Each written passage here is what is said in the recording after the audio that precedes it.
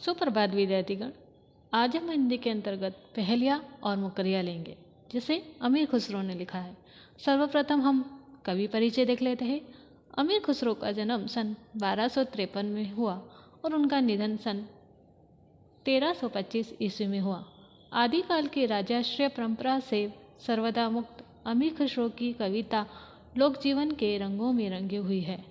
उनकी हल्की फुल्की रचनाओं में ज्ञान के साथ साथ मनोविनोद की सुंदर सामग्री प्रस्तुत की गई है। संकलित पहेलियाँ और मुकरियाँ में मानव जीवन की जिज्ञासा, कौतूहल और रहस्यों का विनोदपूर्ण शैली में उद्घाटन किया गया है। छोटी छोटी रचनाओं में गहरे अर्थ अभिव्यंजित कर कवि ने अपनी कला कौशल्य का अच्छा परिचय दिया है।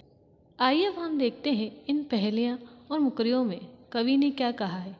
उनकी पहेलियों में किसी वस्तु का टेढ़ा मेढ़ा लक्षण देकर अभिप्रेत वस्तु का नाम पूछा जाता है। मुकरियों में आरंभ में कही गई बात का खंडन करते हुए सही बात की ओर संकेत किया जाता है। इन पहेलियाँ मुकरियों में विनोद के साथ ज्ञान परोसा गया है। आइए अब हम एक एक पहेलियों को पढ़ते जाएंगे तथा समझते जाएंगे। जूता पहना नहीं, समोसा खाया नहीं, क्यों? उसका उत्तर है तला नहीं था। अर्थात जूता नहीं पहना और समोसा नहीं खाया क्योंकि जूते में तला नहीं था, यानी जूते के जो नीचे होता है वो तला नहीं था, तो हम उसको पहन नहीं पाएंगे। और समोसा कढ़ाई में तला नहीं गया, यानी समोसे को तला नहीं गया तो वो कच्चा है, तो उसे हम खा नहीं सकते। अनार क्यों ना चखा, वजीर क्यों ना रखा? उत्तर दाना ना था। अर्थात अनार नहीं चखा, वजीर यानी मंत्री का चुनाव नहीं किया क्योंकि अनार में दाने नहीं थे और उम्मीदवारों में कोई दानेदार यानी कि बुद्धिमान व्यक्ति नहीं था जिसे हम मंत्री के रूप में चुन सकते थे। रोटी जली क्यों, घोड़ा अड़ा क्यों, पान सड़ा क्यों? उत्तर है फेरा ना था। रोटी क्यों जल गई? इसलिए कि वह तवे पर उसे उल्टा नहीं किया गया।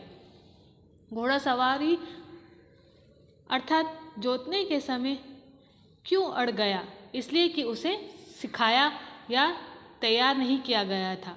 पान क्यों सड़ गया? इसलिए कि पान की पत्तियों को उलट पलट कर उसके सड़े हिस्से को काट कर निकाला नहीं गया था। ठीक है। एक नारी के हैं दो बालक, दोनों एक ही रंग, एक फिरे एक ठाड़ा रहे, फिर भी दोनों संग चक्की के पाट। एक औरत के दो बच्चे हैं, इन दोनों बच्चों का एक जैसा रंग है, एक जैसा आकार है, लेकिन उनमें से एक चलता रहता है और दूसरा अपनी जगह पर स्थिर रहता है। इसके बावजूद दोनों साथ साथ ही रहते हैं। दोनों लड़के चक्की यानी कि चाकी के दोनों पल्ले हैं, एक पल्ला स्थिर रहता है और दूसरा पल्ला चलता रहता है। तभी अनाज पिसता। पहले के समय पर जो हाथ से चक्की चलाई जाती थी उसका इस्तेमाल किया जाता था। ये उसी की बात की गई है। आइए अब हम मुकरिया देख लेते हैं।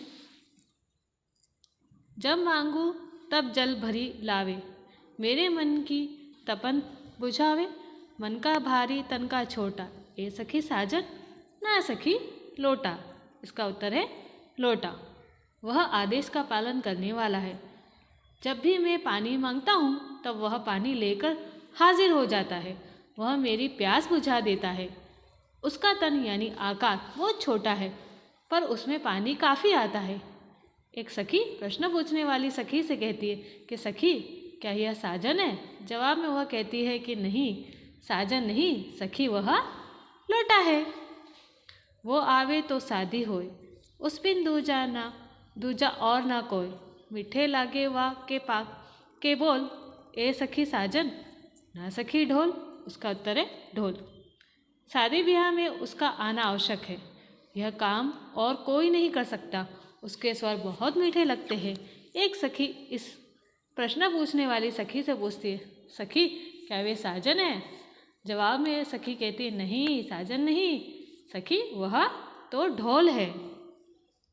यानी कि शादी होती है तो ढोल का प्रयोग किया जाता है। सुरंग है रंग रंगीले है, गुणवंत बहुत चटकीला, राम भजन बिन कभी न सोता, ए सखी साजन ना सखी तोता। उत्तर है तोता। वह बहुत सुंदर रंग वाला है, बहुत सुंदर है, वह बहुत गुणी है और गाढ़े रंग वाला है। वह राम का नाम लिए बिना कभी नहीं सोता है। एक सखी प्रश्न पूछने वाली सखी से जवाब के रूप में पूछती है कि सखी, क्या वे साजन है? सखी जवाब में कहती है, नहीं नहीं सखी, साजन नहीं, वह तो तोता है। यहाँ पर पहेली और मुकरियों का अर्थ समाप्त होता है। धन्यवाद।